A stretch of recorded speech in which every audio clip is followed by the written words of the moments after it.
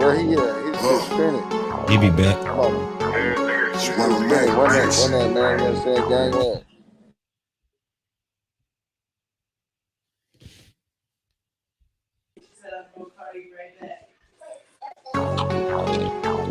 What's going on here? There we go. Run Mac, bitch. What you niggas on? What you niggas on? What you niggas on? 762s, get a nigga blown. What you niggas on? What you niggas on? What you niggas on? Get a nigga blown. What you niggas on? What you niggas on? 556s, get a nigga gone. What you niggas on? What you niggas on? What you niggas on? Get a nigga blown. Alright, Charles, you little niggas better stop that. 22 on the Glock, I catch you slipping, I'ma knock that. Like you a landlord, you niggas know that I'm a top hat. If you see me, we fucking. If I want it, I'ma cop that. Banging my line on the run, son. Niggas always acting like they hard, but they ain't done nothing. Dice harder than you. You ain't nothing but a stud mother. Chestnut checkers. I'ma make sure that he done black. Told on a nigga had them crackers won't investigate. 100 on the K. I pulled up to set the record straight. Put some little deuces on the coupe so the legs can straight. Since he think he hard, we gon' see how many his chest can take. Man, what you niggas on? What you niggas on? 762s, get a nigga blown. What you niggas on? What you niggas on? What you niggas on? Get a nigga blown. What you niggas on? What you niggas on? 556s, get a nigga gone. What you niggas on? What you niggas on? What you niggas on? Get a nigga blown. No man psyched out the game, bitch, I'm with all that. I ain't the only niggas getting chicken, y'all better fall back. Gas ones hitting off the dribble, what's in y'all niggas chain? Something like EA Sports, bitch, we be in the game. CBC, we been about that action. Dolph flipping low. Hold on, bitch, you got my wrist, got a nigga froze. Wait, yo, bitch hoes. Now I'm shoving cocaine up this bitch house. No socks on these, that shit unauthorized. Baby A, Korean Cuban nigga, and get him caramelized. Stand on my own 10, nigga. It's about respect. Think about coming at the ahks, you better come correct. Smack. What you niggas on? What you niggas on? 762s, get a nigga blown. What you niggas on? What you niggas on? What you niggas on? Get a nigga blown. What you niggas on? What you niggas on? 556s, get a nigga gone. What you niggas on? What you niggas on? What you niggas on? Get a nigga blown.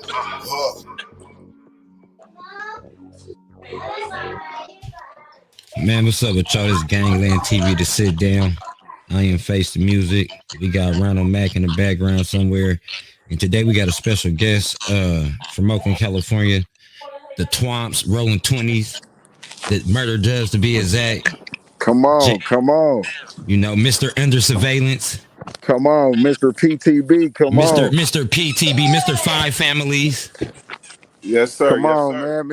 Mr. Film Extraordinaire. You know what I'm saying? He get his Spielberg on too. Hey, man. Hey, and the man got many hats. Mr. Jmo. We like to welcome Jmo to the family. What up with it? What's good with y'all, man? So I want to give y'all a background. I want to give y'all a little backdrop on our guest today. Jmo, he a cat from my neighborhood. He older than me, so I look at him as a big homie. He really was like an inspiration for me because growing up, he was one of them dudes. Like he was a rap artist. He had his own label at a young age, and he was like an artist that was out there that I was able to have access to. Like the first artist I was able to meet and just like be acquainted with. And it was big because I grew up listening to his music, and just to turn around and be able to have the opportunity to work with him. And it's one thing he told me that stuck with me, and it made me a great producer. We was at the studio one time. I came and pulled up with Chris the Fifth. Chris the Fifth was doing an album called Friends, Family, and Motherfuckers I Fuck With. It was a mixtape, and I had wrote a verse for it. So I pulled up to the Hyro studio. Jmo up in there. You know, Jmo, he ain't no play when it come to that studio. It's all business. So I'm up in there and I'm trying to get this verse out. It's taking me like 30 minutes to do this verse. I'm trying to do it. I ain't giving up. And finally, Jmo pulled me to the side and said, Face. He said, hey, all gangsters ain't rappers and all rappers ain't gangsters. And it was so fly. I wanted to be mad than the motherfucker, but he said it so slick and fly. And I was like, damn, you're right. But at the same time, he handed me a beat machine that belonged to, rest in peace, Jay Black, the great Jay Black, under surveillance producer. I still got that beat machine too. He gave me a beat machine. He was like, here. He was like, try this. So I was like, damn, I just got to put down, but I got an outlet at the same time. So what I did was I always was a fan of, I'm a fan of music, but I always been a fan of the beat first. I always like from a youngster, I always was a fan of the beat first. So I'm like, all right, let me try this. So behold, I took that beat machine home and start messing with it.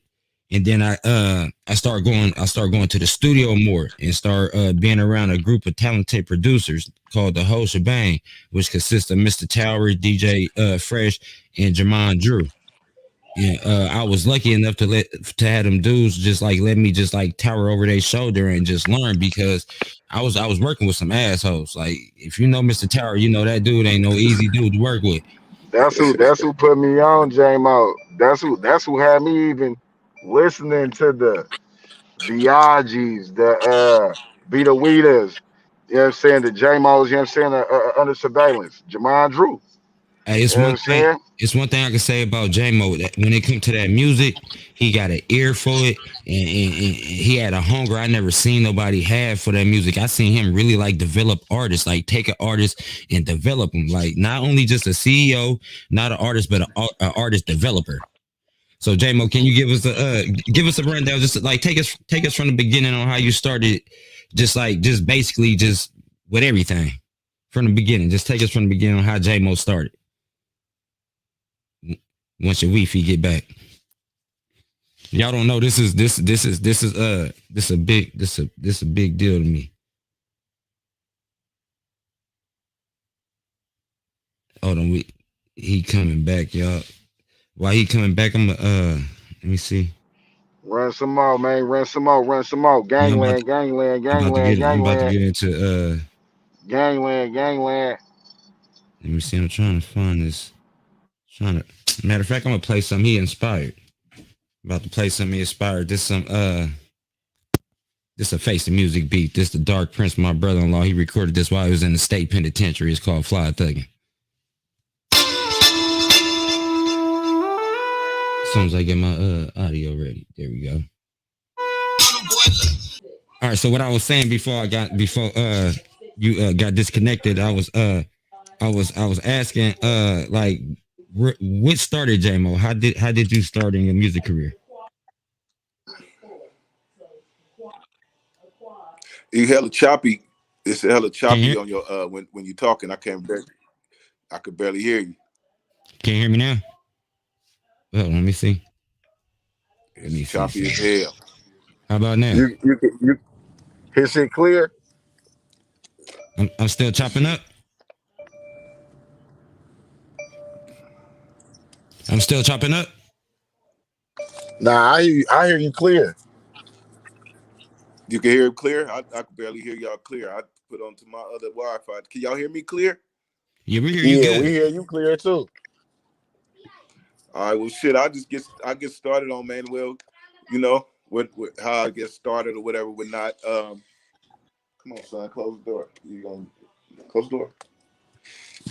Well, we tell y'all this Gangland real. A 23rd cat that came up in the hood, came up under the the real eras of the hood when it first started, and the music legacy of the hood. You know what I'm saying? I'm up under the you say the Mac Ted camp. You know what I'm saying? Mac Ted was the original first rapper from the hood that really put out music and did his thing, and he did for us like what I did for y'all. You know what I'm saying? He the one who he gave us a 909 drum machine, gave it to GB, and let him sit with it and marinate and learn how to sequence and make beats. Him and Jay Black started making beats, and that was the birth of our first group. It was YBA, Young Black Artists. That was our first group back in like 80, probably 87, 88. We had some young pups. Rest in peace, Ish. You know what I'm saying? It was me and Ish was the rappers, and my brother Black and GB was the beat makers. And Bobo was what you called the PS, the pump stumper. That's when we started. That was our first birth to the situation. We Ted used to come through and really spend time with us and rap with us and explore our talents and give us the real, that backing to feel like we can do something. And then, after that, next to Ken came and C and Zoe used to stop and give it, come give us game and rap with us and listen to us and give us that ear too, to, pushed us and made us be more, thinking that we can do this. You know what I'm saying? And then, it was talent. I always come from talent, man. I got family, talented people in my family. I always came from doing talent. I was always dancing, doing talent shows, all that shit before thugging. I was a break dancer. I was a dancer. I was doing all that, thought I was a comedian, all kind of stuff before that. So I never really knew my niche until rap music came. And once rap music came, that was it. I learned how to put words together, and I started going for there. And then from there, we just was some young cats that we wanted to get on. We wanted to be signed. To be honest, we wanted to get signed to Mickey Mo and them back. I think Mick was gone by then, but Magic, uh, I think his name was Mar. I forgot his name, Magic though, but he was the one who controlled making them record label and stuff. Mellow Mar, that's what it was. And Mick was like the we wanted to get Motown. He was yeah, like the we Motown wanted of to get Oakland. signed to them. That's what we used to do. Try to make demo tapes to try to get it in. And then when they opened up Flying Fish on the turf, the restaurant, we used to try to get Tracy and them to give it to them, and that was our big thing, trying to get on with them because they was the hood legacy. And like a lot of people don't know, Mickey Mo was putting out records and stuff, R&B records and stuff back then in the 80s and 70s and stuff like that too. So that was the hood legacy. That's what we wanted to do and wanted to be.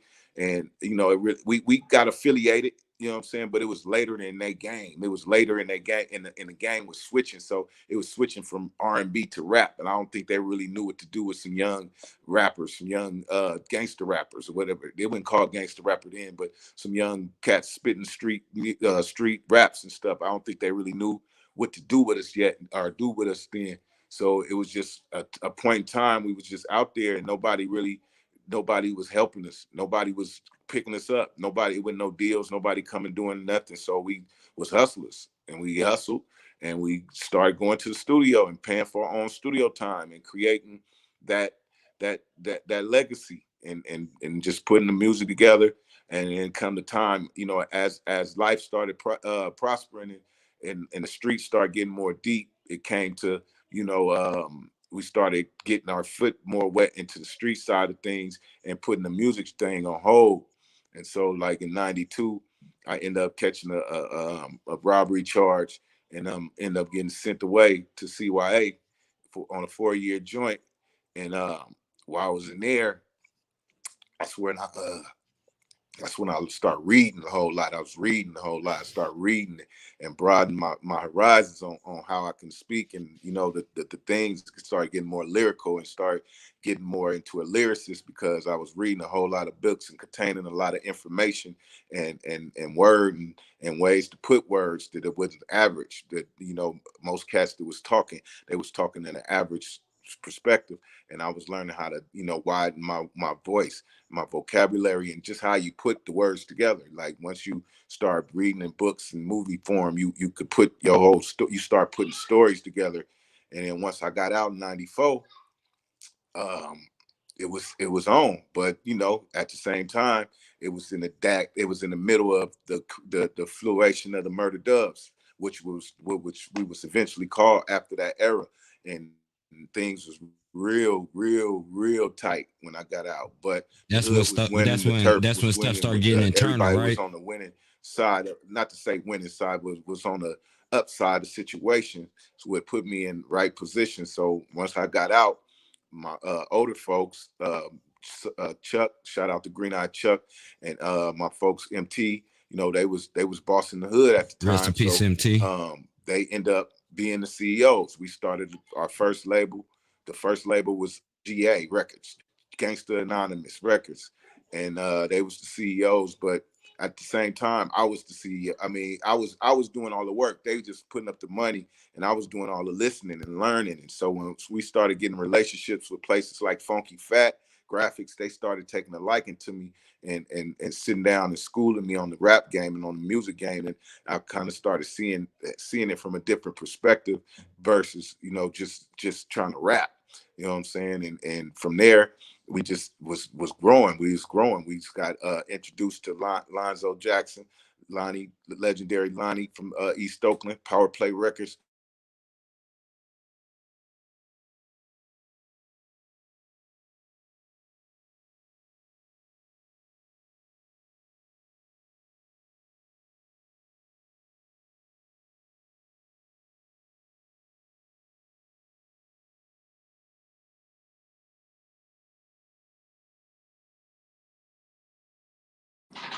What happened? What happened?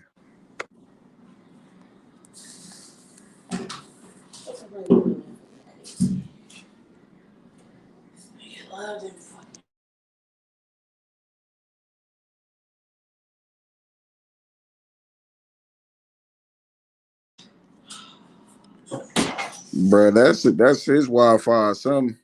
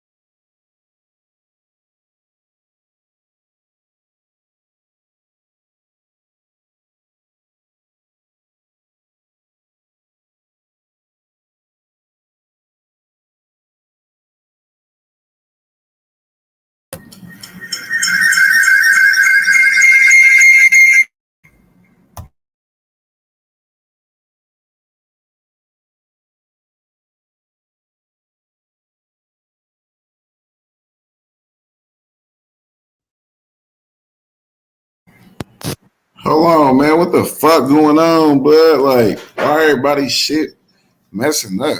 Like, what the hell going on? I'm about to run some of this content though, man, till they figure it out, man. I don't know, man. Something wrong with with Oh, bro I was Weefy, you muted know what I'm this whole saying? time. I You off was the muted Del this whole Taco time. joint, you know what I'm saying?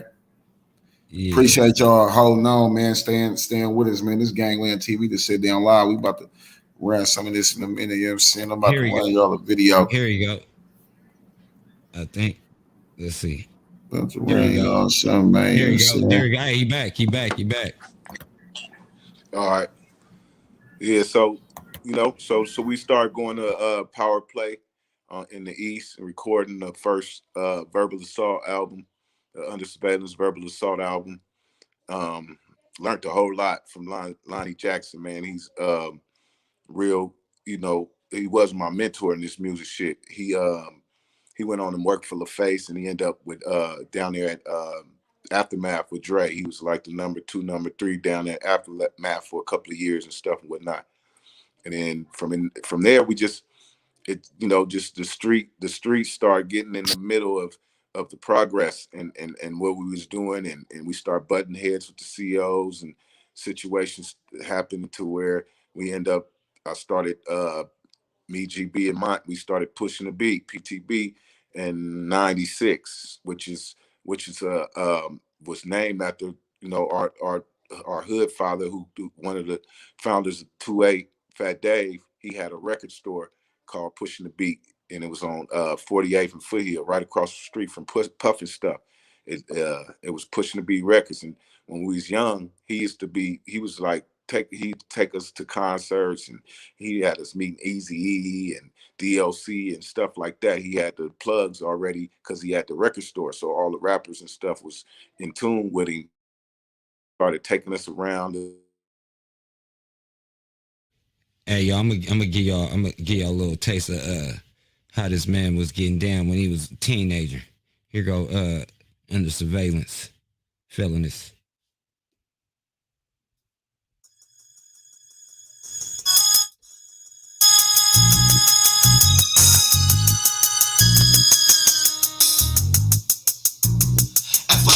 Years, I'm still here through these shake years. Rolling bring fears and frustration bring mainly tears. We lost a few years, but shit it comes with the territory. Nothing but terror story, street fame and ghetto glory. Can't let it stress me out.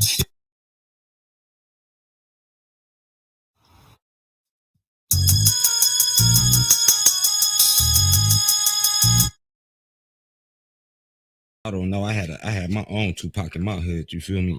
That I had access to. You feel me? Hey, Yeah, so that was a hell of a song, man. That song, I actually dreamed that song. I actually had a dream, right? I had a dream writing that song. Like I was in my dream writing that song, and woke up and had the song. that's deep right there. Matter of You know fact, what I'm you saying? Like I just all I had to do was write it down once I woke up. I wrote the whole shit in my dream, in a graphic dream, and when I woke up, I just put it on. you could tell it's like a heartfelt song. You could tell a lot of those people was gone before I was able to Damn, even jump off the porch. You feel me? Matter of fact, today G birthday, man. yeah, Rest in peace to my brother. Happy birthday to my brother G, man. One of the realest dudes I ever met in my life. yeah, man. That was that era right there. That was a cold era, man. A lot of people didn't survive. You know what I'm saying? Just physically and mentally. You know what I'm saying? A lot of broken people from that era, man. And that was a real era in Oakland history. You know what I'm saying? Like I call it no more murder dubs, because I don't like that part of the name murder dubs, because it was internal, civil It's wars it amongst each symbolized other. it We symbolized only got 3 elementary separation. schools in the hood, one junior high school. You know what I'm saying? Like, so everybody know each other, everybody grew up with each other, everybody is a part of each other. And for what we went through, it was real crazy. It was a real crazy point of time, Hey, it's crazy, Jmo. I was just saying that.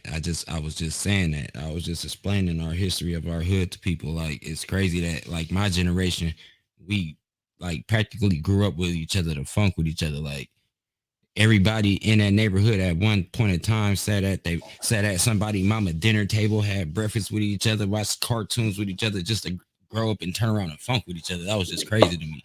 And I feel you on that whole murder dub thing, because it don't do nothing but it don't do nothing but symbolize separation in our hood. Yeah, It's time. it It's time to get really, back to. It's time to get back to the rolling 20s, the family. yeah, the Twomps, the family, man, was like and that was always my concept, because we was always segregated, especially in the music, man. People didn't want to mess with Under Surveillance because we was from the Twomps, and they had a right to do it, because we was tearing shit up. Like, it don't matter. Would you We agree with me whatever we too, though? came to do, we established that, and then once we established that, we tear shit up. So people Would couldn't you make agree with me money. that People couldn't do. you guys was over dubs and over twomps in that first album though? Y'all, that sound like that was just tailored for the hood though, because y'all was twomps every song. Like if you was not from the hood, you were cringing on that album Yeah, just that's all because we y'all knew was though. banging so hard. But it was a Yeah, classic though. and but a lot of people respected it though. You know what I'm saying? And I mean, but it's all we knew, and we was ostracized in the town. Like, people didn't like the Dubs until the 2000s, man. Like, they didn't like us. People didn't like us. People loved us who loved us, but a lot of people weren't enthused about us being around, and it showed within the music. So once I got my shot, and once we got our shot, that I wanted to turn that. I wanted to turn that around. You know what I'm saying? That's why I embraced everybody. That's why I embraced Styling and them. That's why I embraced Fab and them and people from the deep east and from the west and the north, because I wanted to turn that around and turn that into, you know, let people see how creative, how deep, how lovely the 20s was, you know what I'm saying, and let people in. And it made a movement, you know what I'm saying, opened up a movement and showed people, you know, what we was as a town. And unfortunately, when I moved, it kind of broke down. That situation broke down and went back to Kind sucking of. business. It died. It died. You had something forming that was beautiful, and like a lot of people don't know about it because it never got to prosper and shine. But you had something called the Five Families. Can you you know, give them elaborate on that and let them know what your plan was with the Five Families? It's fucked up. I can't hear you. I can't hear shit you saying, bro. I was saying you had something going with the Five Families. Can you elaborate and let them know what that was? Huh? The Five Families.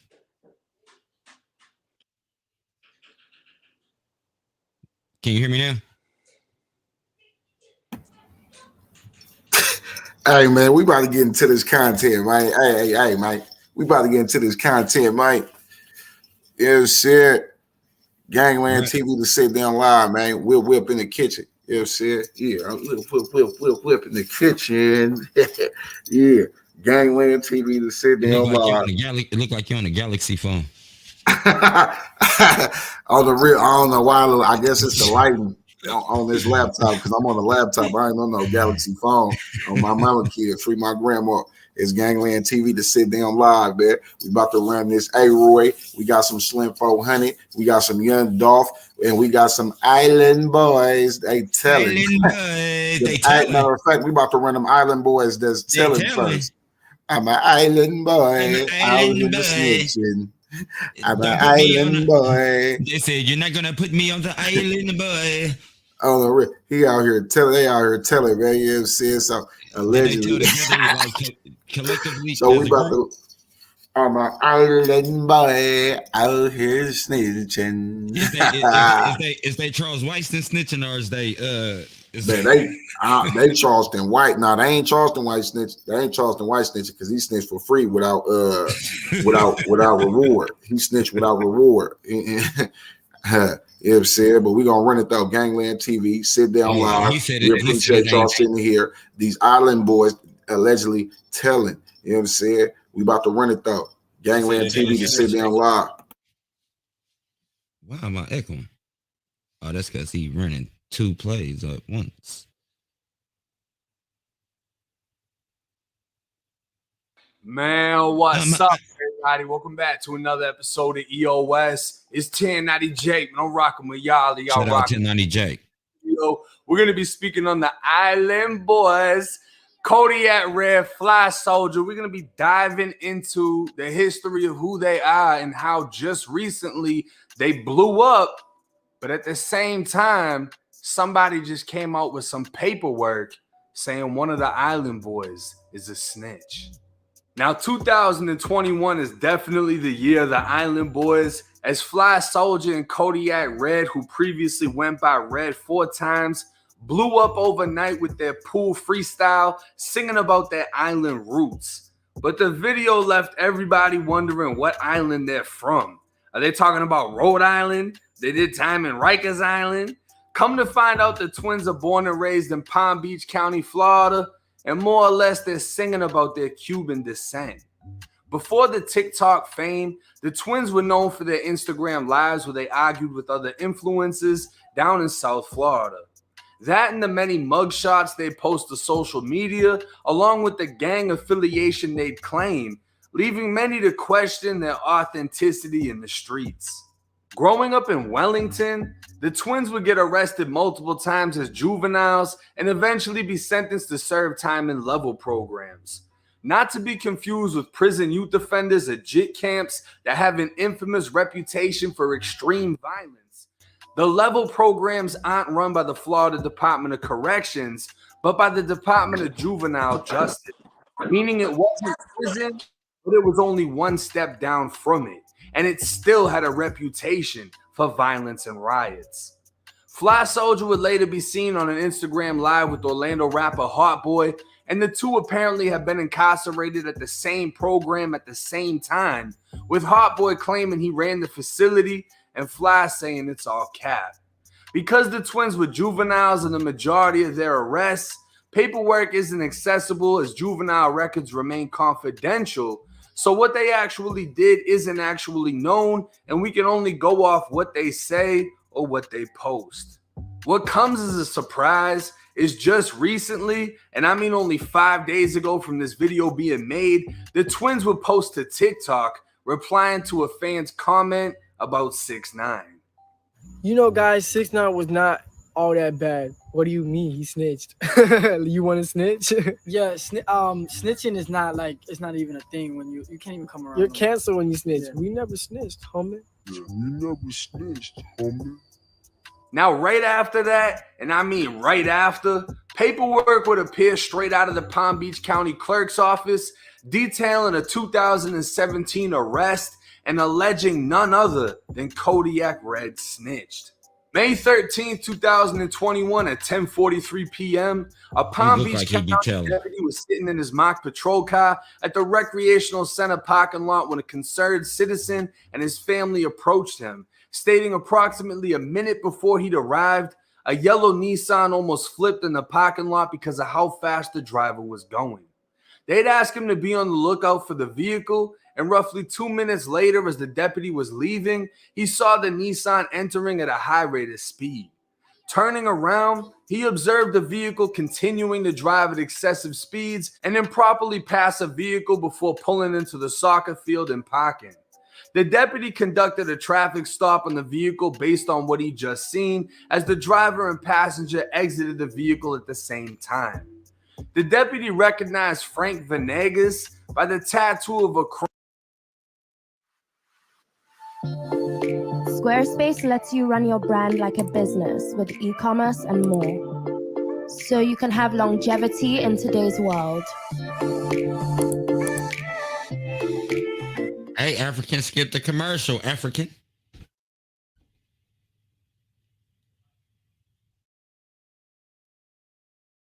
Island boy.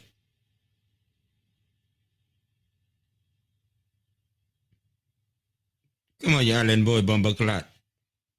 Crown on the left side of his neck and advised him to get back in the vehicle. The driver continued walking towards the deputy and identified himself as Scott Richards. When asked to produce a license, he spontaneously uttered he didn't have one.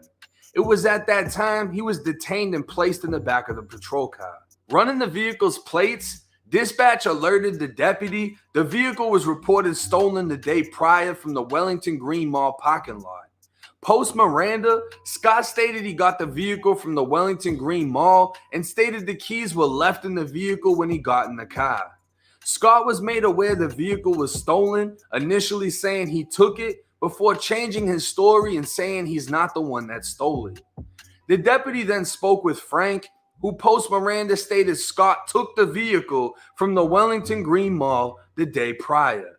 Frank would continue stating his friends were texting him to get out of the car because it was stolen and yellow in color, meaning it stood out. When asked how he knew Scott stole the vehicle, he stated because his friends told him. Based on the suspect's statements, probable cause was found to charge Scott Richards with grand theft auto and driving without a license. Probable cause was also found to charge Frank Venegas with trespassing in a conveyance based on his statements, knowledge of the car being stolen, and occupying the car without being authorized, licensed, or invited. Both suspects were found to be on probation at the time of arrest. Therefore, probable cause was also found to violate their probation. Now, covering as many criminal cases as I do, the first red flag I noticed was the grammar and terminology used. Instead of stating the date and time like May 13, 2021 at 10:43 p.m., the beginning of the arrest report just says, "I was sitting in my patrol car." And the fact that he said car instead of vehicle didn't even sound right. It's the little things while reading the report word for word that made me think either this was written by someone trying to sound like a cop or a dumbass trying to sound smart. Everything about the papers themselves looked legit, from the dates to the stamps, but the writing made me think this paperwork might be a dub. It could be fake, and people could just be hating on the twins yet again. But looking at the bottom, it states the arresting officer was T. Rodriguez, badge number 8846, and a quick search would find Tom Rodriguez with a matching badge number and damn near identical signature. So the paperwork seems official with the little details checking out. And Rodriguez looks a little slow, so it makes sense his writing was a little off. According to Scott Richards, he'd later be found guilty in this case and sentenced to 9 months in a level program. And according to the paperwork, it's looking like Frank or Kodiak Red flat out told the police Scott stole the whip. But at the same time, Scott basically admitted to the shit, saying he found it with the keys in it and for some reason decided to drive off. So I highly doubt he would have beat the case if Red didn't say anything. Fast forward, and both twins were back on the street, fresh out of juvie, and changed their entire image, dropping back-to-back tattoos, looking like they just served life. Now, they've never said they were gang-banging in juvie, and programs aren't as big on gangs as they are on home teams, meaning you're rocking with your city or you're rocking with your county. But some way, somehow, Flying Red came home and were banging blood, claiming sex, money, murder. Who you be? Pussy. Who you be? Man, you're pussy. Well, you know who I be. Y'all niggas pussy and fuck. You know who I be. Talk at it. You not gang. You not gang. I'm on my mom gang. Fuck you talking What about? are you? What gang are you? Bro, I come here. I be that transgender, living a 9-5 lifestyle. I'm repping sex, money, murder. I'm such on whoever can peek through life and after. Come on, nigga. Come on, Jim. I'm really like that for real. I covered the story of Lil Pyru half a year ago, the mentally challenged Caucasian claiming Colombian who swears he's a Baltimore blood from the South Bronx. And as confusing as that sounds, you'll have to watch the video to see how fucked he really is. But I saw a live of Lil Pyru and Fly Soldier and decided to reach out to Fly since he's claiming sex, money, murder. Lil Pyru is obviously Fugazi, and Lil Pyru is claiming to be from Soundview, the fucking birthplace of sex, money, murder. So in my mind, if one's fake, the other one's gotta be too. Surprisingly, Fly was a likable person and kept everything real, which is what I respect about him.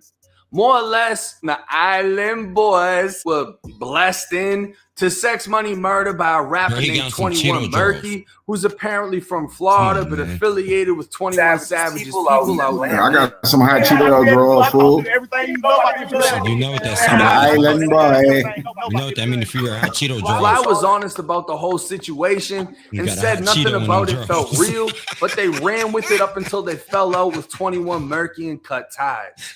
Now, 21 Murky apparently isn't even 21 anymore, moved to LA and switched up his whole style, renaming himself to XO Murky.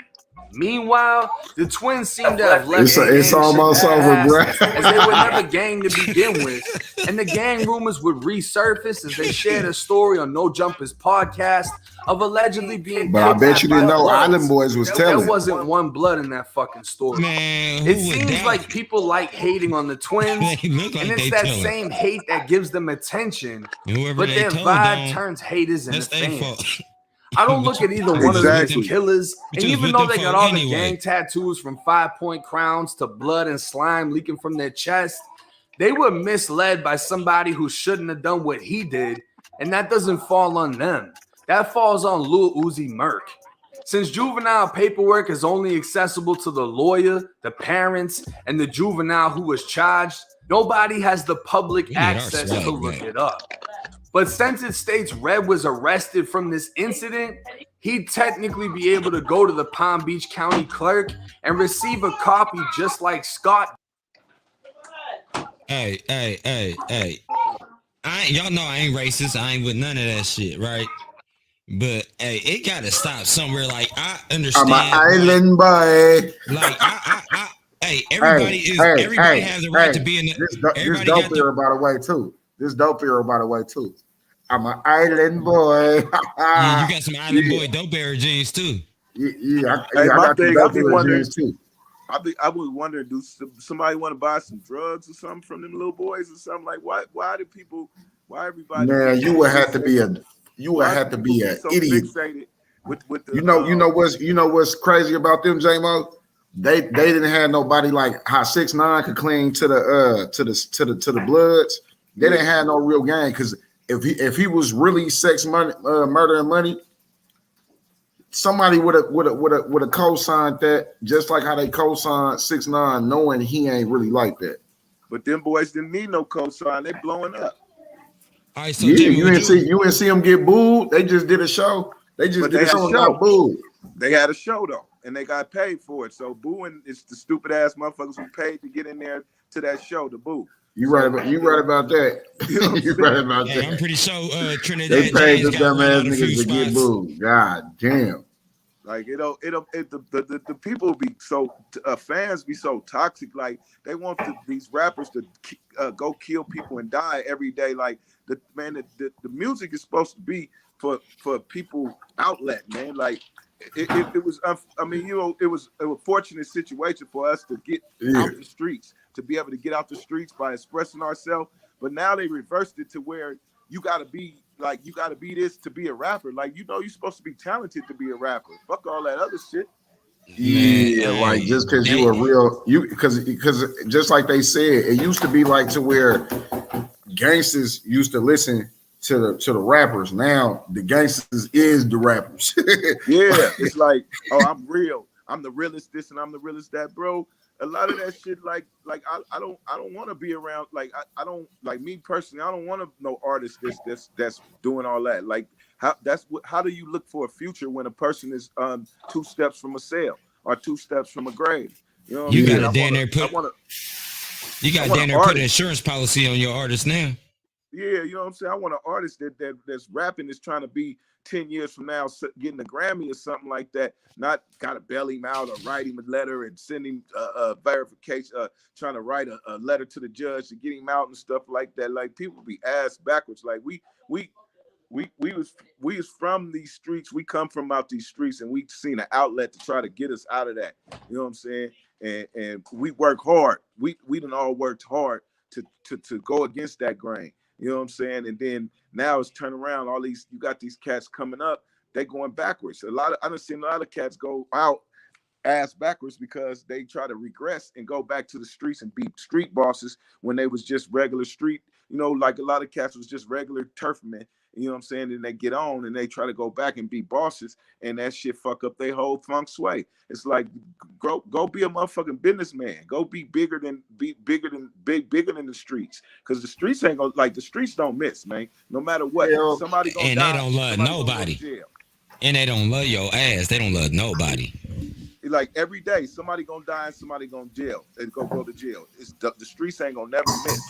You know what I'm saying? Hey, would you agree when I say like the record labels got a big part of the violence that's going on in Chicago, just based on the fact that they go out there and they cross sign these ops, well, these hoods that's ops with each other, and give them the platform to go out there and to spread they beef. Yeah, they capitalize off of that situation, and they exploit it. They exploit their issues and turn it into sales, turn it into momentum. You know what I'm saying? Which causes the opposition to be upset and want revenge and want to try to go do something. So yeah, a lot of these labels and entities, they responsible for really, a lot of these deaths, because if you didn't put they op on the platform to get them big, they wouldn't be all riled up and going through whatever means necessary to go take them out. All right, so you got a relationship with Empire Ghazi, right? Yeah. Now, would you think it's foolish to think that a person like Ghazi would be out here sacrificing this artist? That shit sound retarded, because I know Ghazi since 1999, but since 2000. So I know his heart and the type of person he is. He ain't nothing like that. That shit crazy as hell for people to be saying that. And then for people to understand, and then people don't even understand that these artists don't have exclusive rights signed to Empire. Like our deal and everybody else deal, you have non-exclusive deals to them. Like you can take your record anywhere or get a deal anywhere when you sign to Empire. It's the partnership. So the probability of him getting insurance on you, that's more like what my folks said. It's a clause that they can do. But if an artist is your artist, the Young Dolph wasn't his artist. A Trippy, what's the other dude? XXXTentacion, they wasn't his artists. They was doing deals, distribution deals with him. Sometimes he cashed him out for that album, for that specific album. He cashed him out. Exactly. You know what I'm saying? But that's not. He don't even own their art. He leasing their art.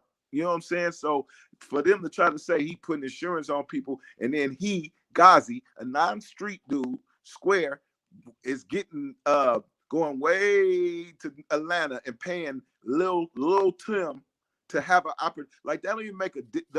Don't even make good sense. How King Von died, everybody seen that it was a fluke, and it was allegedly Ghazi got his hands in the Young Dolph situation. Slim 400. Mo 3, Slim 400. I don't think so though. You know what I'm saying? Yeah, because he just signed him because they street artists. They street artists that seek distribution deals, that seek deals, and that's his style. So that's what he deal with. People who not tied in, people who don't want to get tied in and signed to. They want to make a joint venture situation, and that's who we deal with. Like, how the fuck can Ghazi pay Lil Tim to kill King Von? How the fuck can Ghazi pay the dude who got arrested for killing Mo 3? Like, that shit sound retarded. Just like I think that all started with the death of Tupac. When people just start bringing up that Illuminati and this CEO sacrificing this artist and that CEO it don't make no sense to me. It sounds dumb as hell. You know what's so crazy about the Tupac situation? Everybody always kept saying, "Oh man, it be the conspiracies." That be what be wrong with people, especially the African Americans. Yeah, y'all love them conspiracies. Y'all are rather hear the conspiracy than the truth. Than the reality. Like, so yeah, than the reality. The reality, but the name Tupac really brings the reality of. If you look at these artists, Tupac, Pac was Pac, but when Pac got out of jail, dissing people, dissing Biggie and them, and going hard like that, his profile went to the roof. Jmo, you ever get to meet Pac? Nah, I got to. I was at a point where I wanted to fuck Pac up before, but I didn't meet him. He was Miggs was getting into it with the dudes down on 3rd Ave, and he called me over there on some other shit. And when I pulled, at that point I was hella hyphy, so I pulled up. He was over there with them, with the other dudes, and he was walking back, doing like he was hard, and I was just sitting there like. I was on some shit, but yeah, I didn't get a chance to, but but just saying this to say the formula that Pac turned to Machiavelli off of is the same formula that all these young artists are blowing up off of, and the consequences in the end point is the same. Mm-hmm. King Von diss people, you know what I'm saying? Dolph started dissing. Mo 3 was dissing, and that it upped their profile. And I ain't gonna not to cut you off, big bro, but it was kind of like it's like a back and forth. You know what I'm saying? Because if you go back and listen, FBGDuck, you know what I'm saying? Well, really, it started with Chief Keef because he kept saying they smoking Tuka. So you know what I'm saying? With FBGDuck and them, that's it really started with. It really started with Lil Reese and JoJo. It's going back and forth. Dissing to get further. It started with JoJo, just like with Mo 3 and Yellow Beezy. It was back and forth. You know what I'm saying? It was back and forth. What I'm saying is the identity of dissing people getting you your profile further. You know what I'm saying? When you go up, like right now, if I just went on the tirade, fuck Ronald Mack, this that. People, as much as people should be tuned into me, motherfuckers are tuned all into me just to hear me disrespect my brother. You know what I'm saying? And then if you go back and forth, they'll tune into you just to hear you disrespect your brother. Versus when they should just be listening to us anyway, and then it'll break our profile up. And next thing you know, we'll be on and then in the situation, but all them words gonna have to, them one day or the other, them words gonna come into each other. They're gonna run into each other. And you're gonna have to hold yourself accountable. Man, it'd be like where's she in? Say for instance, you hear somebody make a song, he talking about F23. You know what I'm saying? And you can either make another song or you could be on some like, man, I'm not about to make no song. I'm gonna go see blood though. You know what I'm saying? Mm-hmm. I ain't about to make no song though, but I'm gonna go see blood though. You know what I'm saying? Exactly. People, you had that option. You had that option every time, especially with the rap. You had that option because this fool could be baiting you. Like, anybody can rap and make it sound good, but is they actually living that life? And anybody that's living that life don't want to live that life. You know what I'm saying? It's stressful. You know what I'm saying? And having to watch every car is stressful. You know what I'm saying? As entertainers, man, we learn for attention. Like people who entertain, we want attention.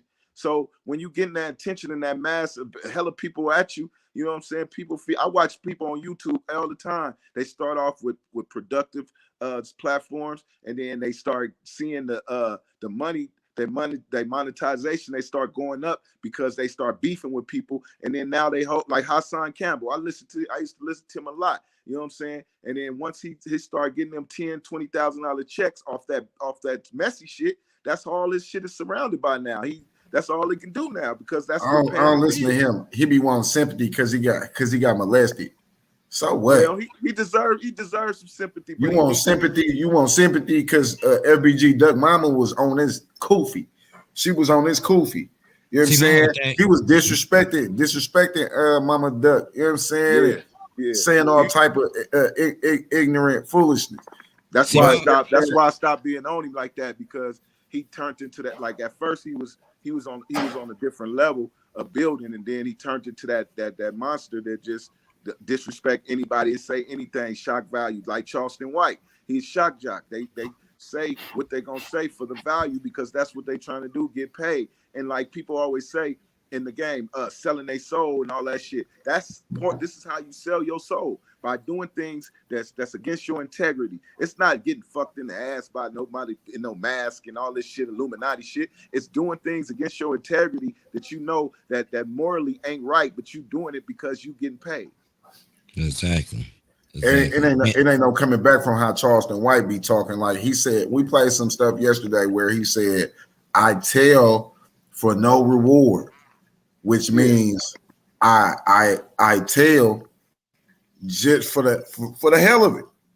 He said, dude, hey, I peep dude though. He be fooling a lot of people with his games. Like, he'll really tell. He will, but listen.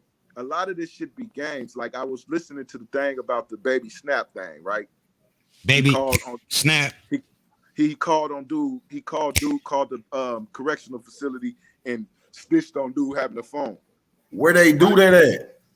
But listen, that shit was fake, bro. You can't call no correctional facility that you don't even know what one he in and say baby snaps. You don't even know his name. Like, how the fuck they gonna run up in somebody's cell because somebody called in and said, like, through the whole California, how many penitentiaries in California he can be in? You just calling the correctional place, any place in California, saying, this baby snaps, this, and that. You can't get nobody's cell hit by that shit. He fucking playing people mind games. You muted, Free. He knew where dude was at. He knew where it was at. He lied about that. He knew where blood was at. He called that prison. And trust me, they know you by your nickname. It's all in their database. So they know all gang members by nickname. Once they look it up, they going to hit his cell block. Hearsay is a motherfucker. But yeah, he could be saying that line though. Listen, that's all it take, bro. That's all it takes is somebody to call and say you got a cell phone, bro. They coming to hit your cell. Hell yeah, and then he said they did hit his cell. He said they did hit his cell. It's one thing. It's one thing that I would say he made sense on. Hey, excuse me. Them niggas be aggressively panhandling with them cell phones. Like, bruh, you should not have that much access to me in jail. Like, stop calling my phone, asking me. Like, bruh, I said I was gonna send it. How the hell you able to check back with me in 15 minutes? Like, bruh, I want you to use your calls that you get on yard time. Like, don't be just calling me out of nowhere. Like, they even getting their Instagrams hacked now. And I had somebody ask me for some. He's no different from a white person. To me, he's no different me for some from money a on Instagram, and it wasn't even him. A Kevin. He's no different from he's a Kevin. He's not even black. For you to act how he act, even if he playing, that ain't nowhere to be. Like, come on, man. It's somebody that will go. It's somebody that will go to Fort Worth, Texas, and risk doing penitentiary time to do something to that man. Look how they did Malcolm X, Martin Luther King. Somebody gonna. But like he said, it ain't none of these motherfuckers on this internet. he gonna tell her shoot your ass. He pointed out that a lot of the he admitting the thing I don't really respect. The thing I noticed about him that he admitting his flaws and how boozy and how bullshitted he is. But a lot of other he pointing out that y'all motherfuckers the same as me. He said that. He said you the same as me. You a Twitter ninja. You were internet ninja. You were like he told Whack 100. He said, man, you just made $11 million off of 6ix9ine. You ain't ready to go to jail. You ain't come. You said you was gonna come down there and beat my ass when I said Gang was a rapist last year. You ain't made it down here and did shit. Hey, and that's crazy because he sat there and he brought them accusations. I wonder why, because he's going to tell as soon as he get wind of them down there and he find out where they at. Best believe he gonna send the police over there to where they at. That's why. If you real, this motherfucker say you is, he shouldn't get no win. The win he getting is the last win he gonna pre. Look how a white person to do. Yeah, come on, hit me, come on, hit me. Man, look how much. I call he the got so much pull. He got so much pull. He can sit there and admit to raping white women. Charleston White. And he can sit there and admit to raping white women, and people still send their kids to go camping with him. Women. Hold on, we ain't gonna say that. Hey, but listen, he are women and white boys. No, wait. See, now I don't know. It's up in the air. I don't know if he said. No, I don't know if he said I rape, because it sounded like he said I rape white women as a boy. Yeah, that don't even make sense. Because it happened when he was a little boy. Country. He said when he was growing up as a boy, that's what they did. Yeah, he said I rape women. It sounded like he said and boys, but he said as boys. He also said I be lying. He said I lie to my wife. I tell a motherfucker anything. That shit don't count. No, he lied. He raped white women. That's what he went to jail for. That's all I'm saying. This is what I'm saying. Look, you gotta think of the common sense of the shit, right? Like he said there's no record of arrest nor complaint of me raping or killing nobody. But I just told you I raped and I done told you I killed. When you look into his case, he ain't even the one that did nothing. Exactly. He just was a part of the crime. So it's like if I go bounce out and I go drill and I'll go bounce out and then I step on something and whatever, somebody end up snitching on me. My partner can't be in jail talking about, yeah, bro, me and my partner killed somebody. No, I killed somebody. You was just driving. So it's safe to say that he's a character. You was just driving. So he's just an internet personality then. He's an internet personality. And he draw off people believing what he say. He gonna say something like, because my thing was when he disrespected Islam, right? That's when I first he out of pocket. He out of pocket. Islam. You talking about the nation. You ain't speaking for all Muslim. You talking about one part of is and that's the nation. You're not speaking for all Muslim. When you talking about, oh, y'all ain't got no suicide bombers and y'all ain't gonna do this and that. Y'all ain't no real Muslims. Y'all ain't gonna get the plane. We ain't gotta be a real Islam and Nation of Islam don't do that. Bruh, I don't gotta be a Muslim that hop in a car and just randomly just run into somebody on some suicide mission because Allah said so, and I'm gonna go to Jannah. No, but that's not what our part of Islam is about. No, but he was disrespectful, and that's why I never listened to him. Only reason I didn't call wind of him is I was listening to other people trying to hear them get on him. but he usually always wiggle out of it and get the best of them. You know I mean, I ain't gonna lie. He makes sense, but his ignorance overclouded.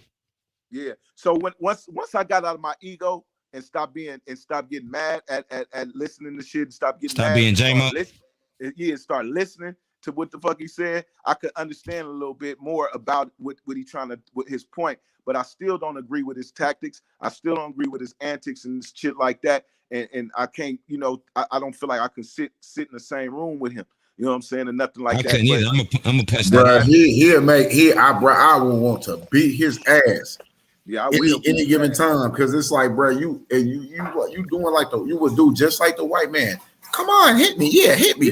Yeah, look, this is what he said. He said, if you hit me, I got a glass eye. So if you hit me, I'm gonna say I'm gonna play the handicap role, and you gonna get extra time. Bro, who says some?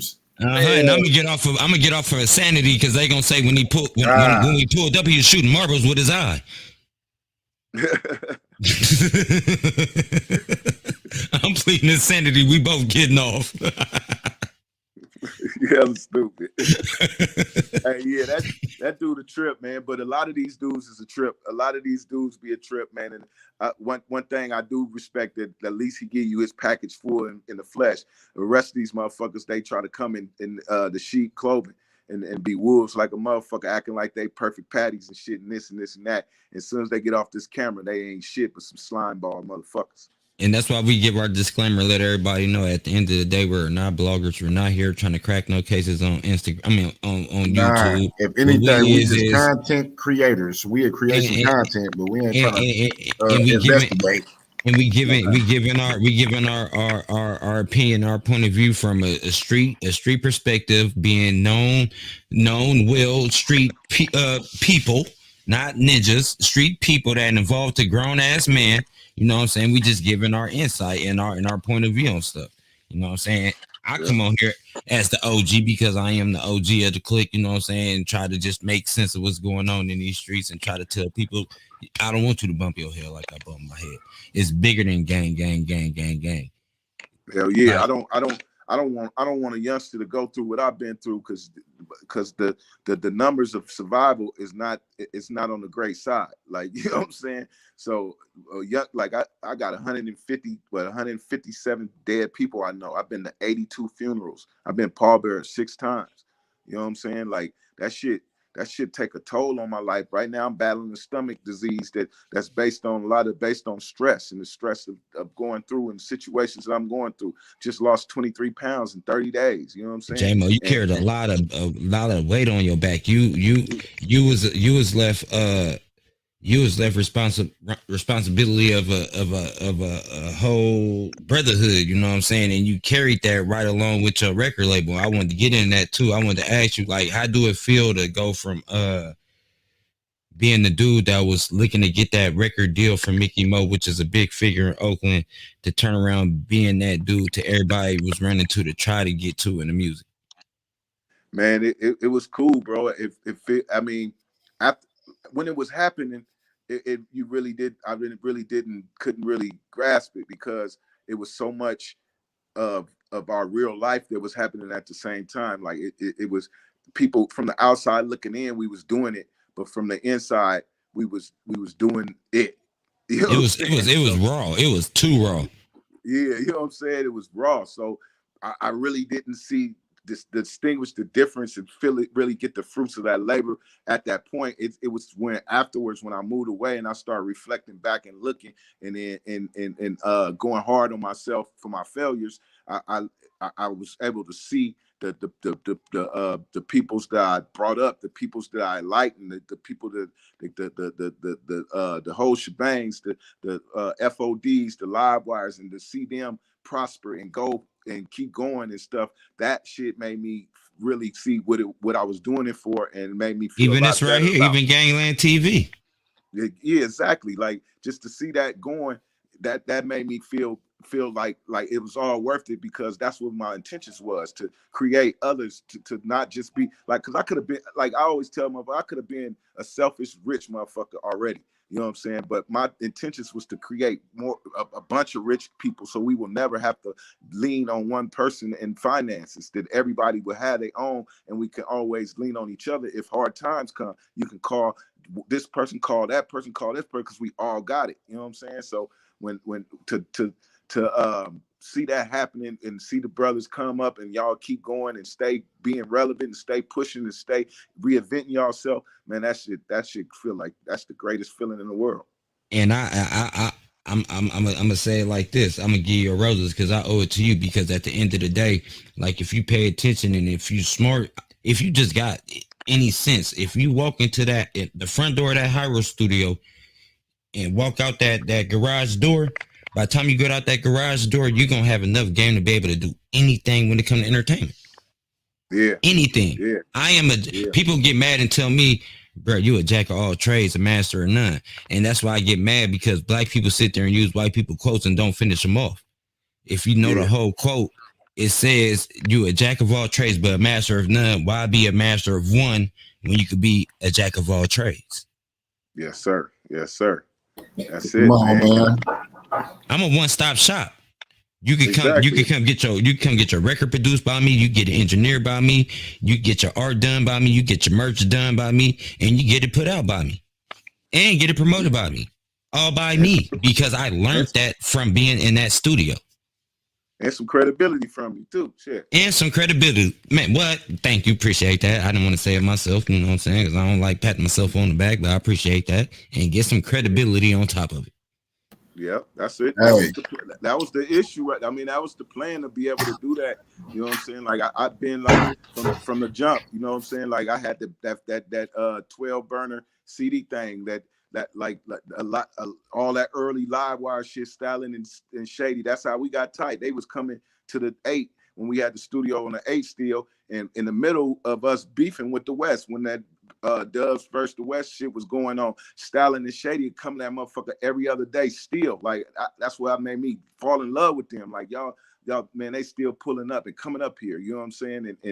And I would protect anything about them. Like it's nothing gonna happen to nothing around these cats either. You know what I'm saying? But that, you know, getting that CD burner, you know what I'm saying, and putting it out there for everybody who's trying to do something. You know what I mean? To come in and burn their CDs and get it out to the streets. You know what I'm saying? That's what it was. One-stop shop. You come get the music. You come get some video. Like people don't even know if people go back.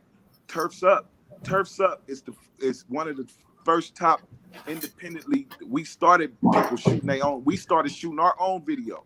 You know what I'm saying? While everybody else was paying for other people's videos, we started shooting our own videos. You know what I'm saying? And that motherfucker did 700,000 views. You know what I'm saying? I mean, on YouTube back. And it brought MTV to the hood. Brought MTV to the hood. Bro, put us on BET. Got us deals. Got us on the radio. All the shit. You know what I'm saying? That's big. So can you break down the 5 families to him and explain to him what your plan was with the 5 families? Oh, it was just like a structure, like the mob, man. It was PTB, Livewire, Forever After Bread. Who else was AFNF? Oh, AFNF, and who was the 5th? It was because I was trying to sum it up it was too many people, but you know, it was basically all of us, because we was all together. You know what I'm saying? We was all together. So I wanted to put a stamp that showed everybody what it was, so they could see the source, what the source was. You know what I'm saying?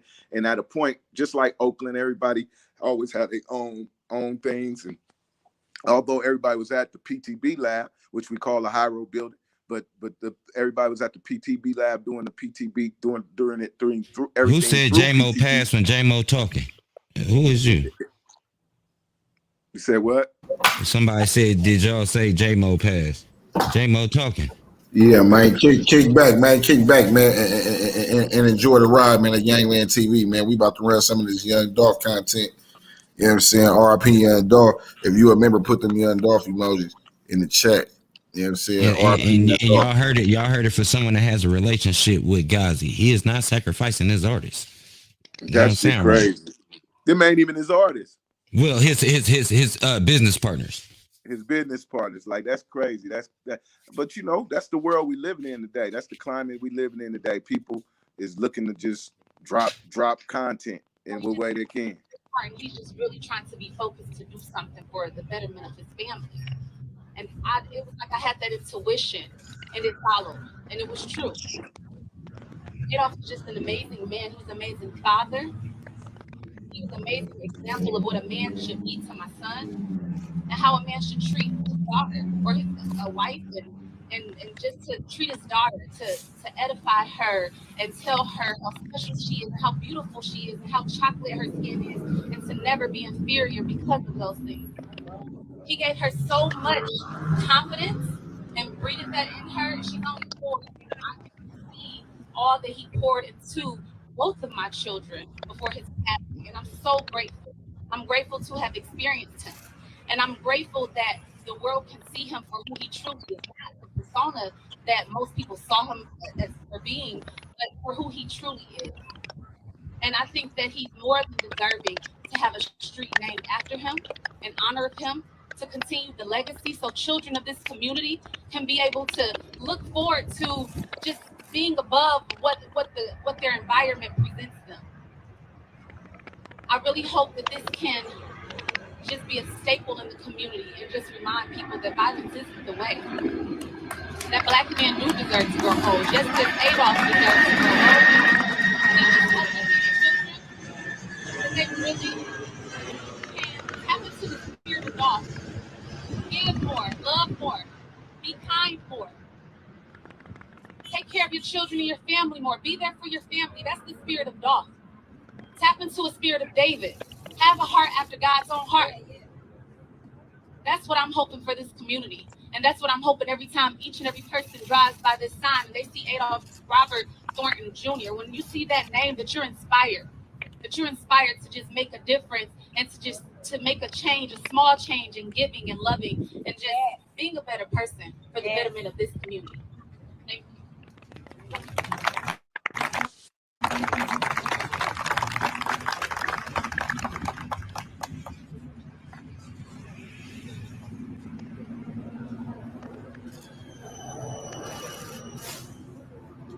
We'll have a statement from PRE. Good afternoon. For those who don't know me, I am DJ Rocksteady. I was Dolph's DJ from the beginning. You know, I was a DJ for over a decade, and these streets right here in this community made Paper Route Empire. It birthed Paper Route Empire. It started off as an idea, and it went to a international, you know, just this international thing that took off and inspired so many people. And you know, just on behalf of Paper Route Empire, we would like to just thank each and every one of you for supporting Dolph from the beginning, supporting what he believed in, whether it was you know, getting a mixtape, telling somebody about it, buying a CD, buying merch, buying tickets to his concert, telling a friend about it, following him on social media. It meant the world to him, and it meant the world to us. And you know, Young Dolph, he's like, is the rapper. The rapper is like 5%, not even probably 5% of who he was.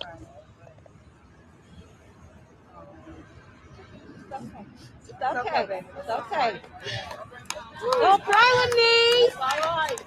Dolph, like, we joked in our circle. We joked. We called Dolph the genius because he was so smart. He was a thinker. You know, I was talking about like money. We talked about money, and people, you know, I think people's perception of how we talk about money, but behind closed doors, he tell anybody like money was nothing. Money wasn't real. He didn't care about it. Like, you know, what he cared about was family. What he cared about was his morals. What he cared about was influencing the youth. And you know, as his career began to take off, you know, he did relocate, you know, which was a smart thing to do. But if you know him, like him, it's important for him to come back, and he would come back often because he felt like it was important for him, for, you know, not only Memphis but more importantly Castalia, to see that anything was possible. If you saw it and it was tangible, you could touch it, it would just motivate motivate the youth to go out and really chase their dreams and take it as far as they want to take it. And I just want to clear up like my brother, Young Dolph. To me, he is the king of Memphis. He is the king of Memphis.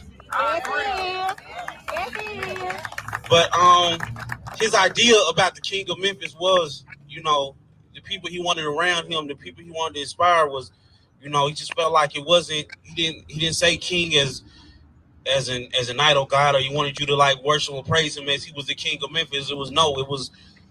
As I look at it in the youth, he felt like all y'all was kings of Memphis. You know what I mean? It was like just having morals and taking care of your family. That was what he instilled on us. Like, I never had the pleasure of meeting his grandmother, Adame, but I felt like I knew her because he spoke on her so much. And the hard lessons that she taught him, he influenced his brothers and he influenced everybody around him the same morals and values that she had. So I leave with this. I'm just thankful that the city recognized Young Dolph. Having this street named after him will leave something visible, will leave something tangible. And when you see that sign, that's not just a sign for Young Dolph, but that's a sign for the future of this community and this city. Y'all can see that in anything is possible. Paper Route and Power, we're not going nowhere. We got big plans. We got more music coming on. It's not over with. Young Dolph legacy will live on. We thank you. Paper Route and Power.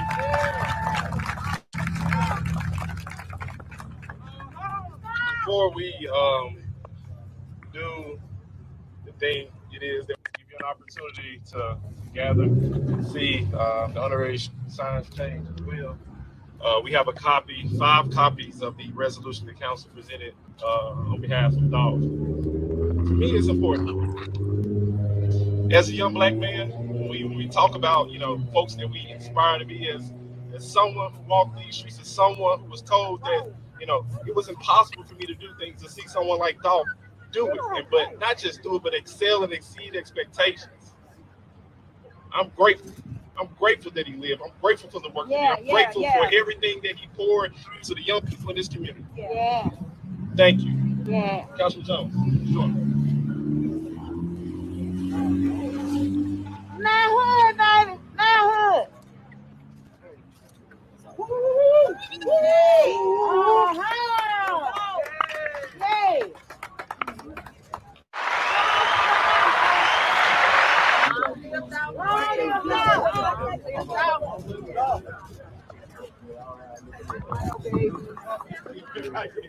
CTO, baby. Long live Dolph. Yeah. Thank you so much. We appreciate y'all. Governor. Soon to be governor. Soon to be governor.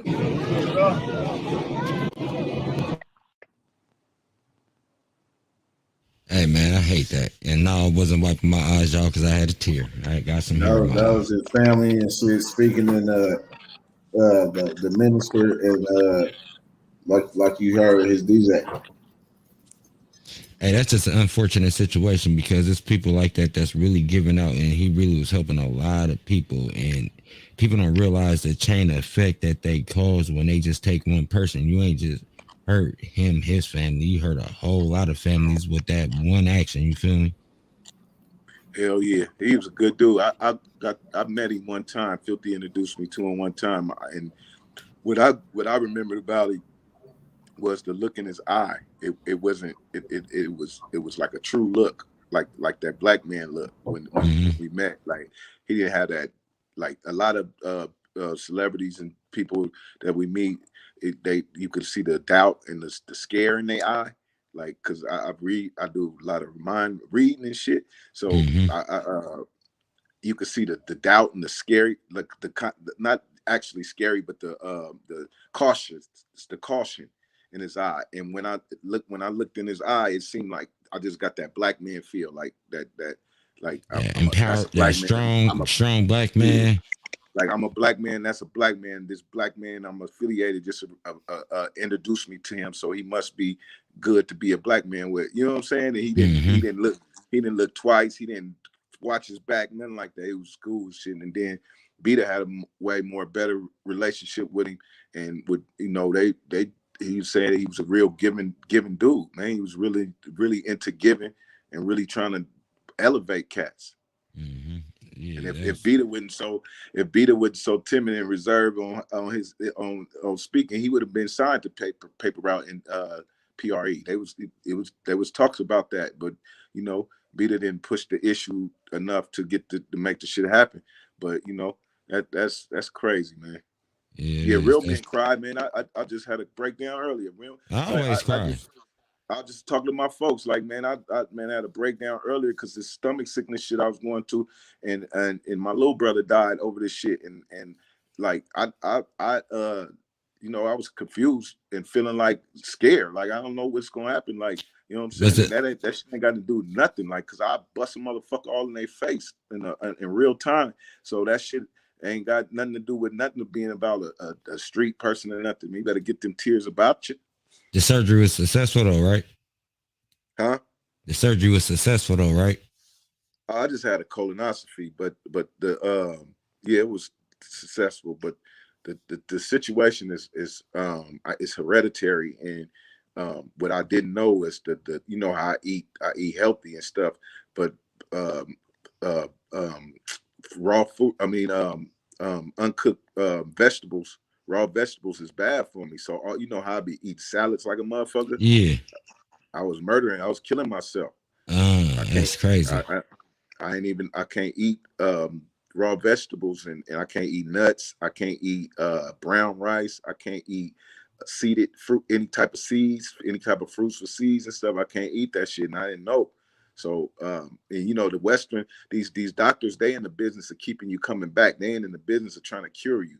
They trying to keep me off of 9 pills every day and shit, and don't tell me the solution to what keep you away from them pills. They want to keep me coming back and paying all this money. So, you know, they ain't really telling me I have to go spend extra money and go to other doctors to really specify what's killing me. You know what I'm saying? They try and give me a list of shit that's work for everybody when it's all specific for each person, you know? Everybody is different. But yes, you know, it's all good. I'm getting, you know, I'm just been in a lot of pain, and I'm going through it. I'm off this medication. It'll be stable in about a week or so. I'll be stable, and then from there I'll start my new diet, and I'll be on top of my shit. I don't drink. I'm probably gonna stop smoking because the smoke, the weed helps me, but the smoke irritates my situation. So yeah, I stopped drinking 2 months ago. Yeah, when I first got diagnosed, I stopped drinking hard liquor. Then I was drinking wine. But now I'm just cool, man. Fuck all that shit. That shit ain't worth it. It ain't nothing.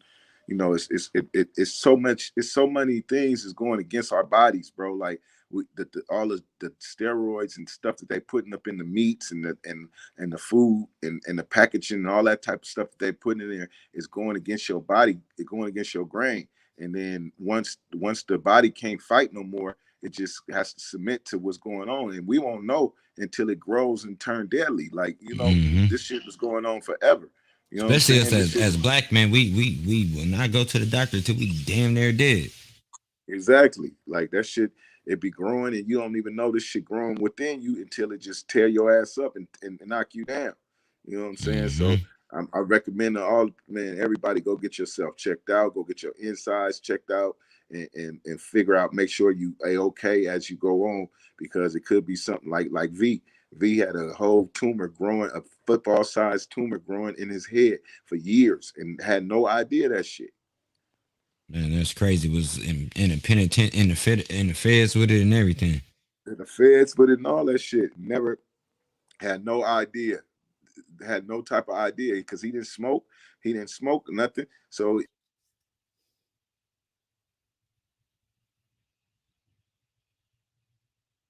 you think cancer coming from some smoking or something, but RPV, most definitely.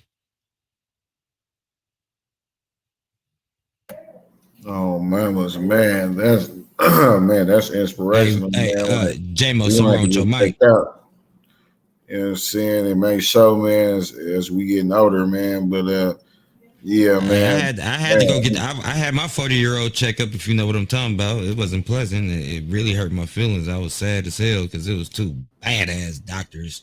Oh, she was bad, and her nurse's assistant. And I had to put my knees to my chest, and that's all I'm gonna say.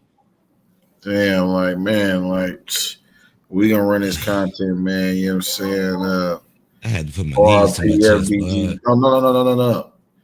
They like, man, you know, allegedly, man, they said somebody got killed from the cookie shop 3 days after Dolph got killed. So we gonna run that. It wasn't alleged that I had to put my knees to my chest. That was the worst. I ain't been to the doctor since. They violated me. I think them females enjoy that. I hope I don't never see them in the club. If I see them in the club, I'm running out that thing. I swear to God. That kind of yard know what's going on. Hit that like button, subscribe, and turn on. There go the doctors that penetrated me. It's free. Do it for me. Listen, promo alert. Promo alert. Listen, man. Royal Diamond Raffle. Royal Diamond Raffle is this company that just started. They're going to be doing raffle tickets and giving away cards. If you don't know, YouTubers already do it. Famous YouTubers, they do a raffle thing, and they pick somebody. You pay for the raffle from 25 to 100, 200, whatever the price range is. You buy a raffle ticket, and they just simply pick someone and give away the card. And this company, Royal Diamond Raffle, is basically doing the same thing. You know what I'm saying? So if y'all want to win this Tahoe and other cars in the future, make sure y'all go tap in, follow Royal Diamond Raffle, and follow the instructions to win. Gang. Makita Hill and Jason Hill is sisters and brothers. Jason Hill was working in Makita's shop the day young Dolph was killed. He was inside the shop. Another thing, Jason Hill was killed 3 days after young Dolph died. He was killed 3 days after young Dolph died. Now, this the kicker. It don't stop there. This the kicker. Jason Hill is in the video with Straight Drop and JoJo Slap. The guys that the internet been going crazy on, that been dissing young Dolph, and the ones that got the young Dolph chains, and the ones that allegedly the internet says killed young Dolph, and the one who owned the Benz that looked just like the getaway car. He was in the video with them guys. He was inside the shop the day young Dolph got killed. He was inside that shop working. He works at the Makita shop. He gets killed 3 days after young Dolph was killed. Now, my thing is, if Makita brother was killed 3 days after Dolph was killed, right? Why is she not posting about her brother and all this stuff? Why she haven't posted him one time. She posted Dolph 3-4 times after her brother died. She posted Dolph. Why they not on here talking about Jason Hill has got killed? Why? You know why? Because I'm not saying that he got killed because of the dog. We don't know. But they don't want to talk about it because they don't want it to look like, okay, he got killed because he may have something to do with the Dolph. He got killed and he was inside the shop the day that Dolph was inside the shop. You feel You see the conversations that's gonna start going around now? People gonna think it's related.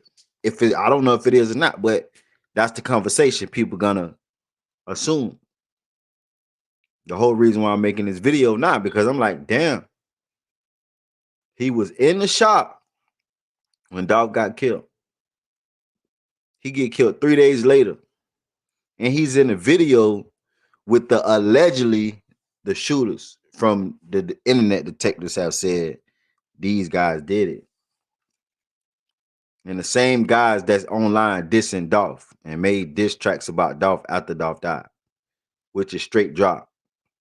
Stepped on. This video right here. 223 shoot like I'm Kobe. Me and Big G in the stole it. Ready to put a nigga ass on the shelf, and I ain't talking trophy. And he wearing the Dolph. These the guys that got the PRE chains. They robbed young Dolph artists and kept the chains, and they wear them for trophies. And that's not it. Straight Drop has a warrant for his arrest from the U.S. Marshals. Now, we don't know is it for the young Dolph murder. People from Memphis hit me up and was like, well, he did do a PPP loan. So it can't be a warrant from a PPP loan. It can be a warrant from another case. Can't be a warrant from young Dolph. We don't know yet. But I'm going to keep y'all, updated. But get in them comments and let me know what you think. Gang.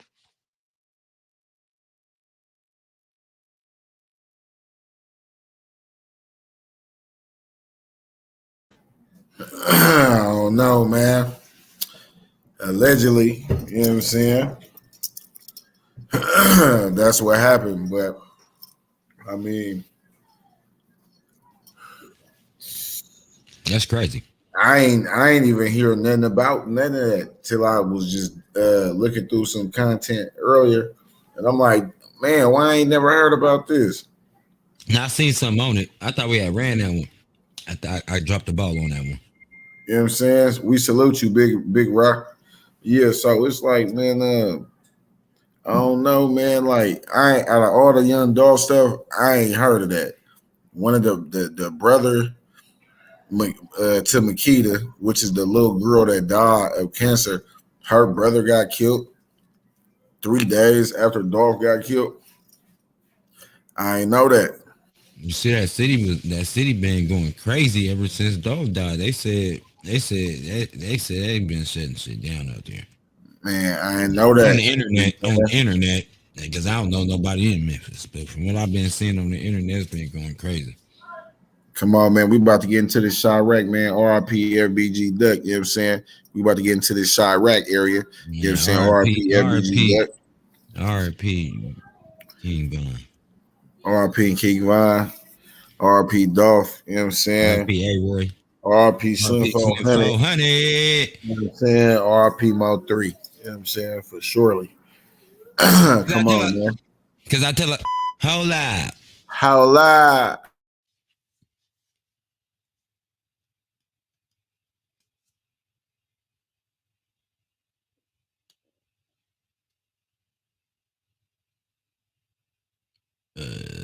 There we go.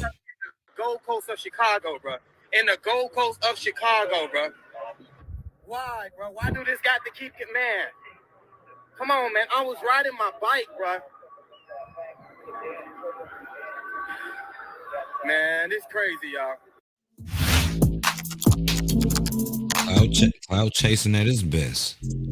That was cloud chasing. Okay, y'all. What's up, y'all? Y'all know my slogan.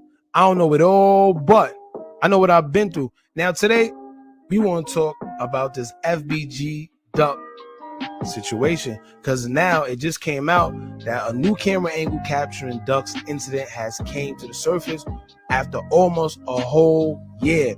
And shout out to the setup, man. That's the channel that actually got the video angle. I checked it out, and I just want to give my opinion on it. Y'all know over here at Who's Anonymous, we are no haters, and we have no problem shedding light to these other channels because there's room for all of us to shine. So we're going to talk about the new camera angle for a little bit towards the end. I'll show the whole video and let y'all come to your own conclusions. All right. Now, don't forget to like, comment, share, and subscribe. Hit that bell so you're notified every time we drop new content. And I swear, It's lit here. So join the Anonymous gang so you can stay updated with some of the realest content on YouTube. And without further ado, let's get straight into it. All right, y'all.